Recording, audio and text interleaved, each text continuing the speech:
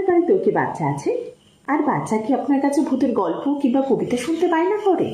তবে এই কবিতাটি আপনার জন্য। কলকাতা কাল গিয়েছিলাম জরুরি এক কাজে। তারে ছিঁড়ে ট্রেন আটকে গেল হঠাৎ পথের মাঝে। রাত 12টা, কান্না নেমে রওনা হলাম একা। জলার ধারে হঠাৎই এক ভূতের সঙ্গে দেখা। ভূত বললে, বাড়া, এমন সুযোগ কি আর পাবো?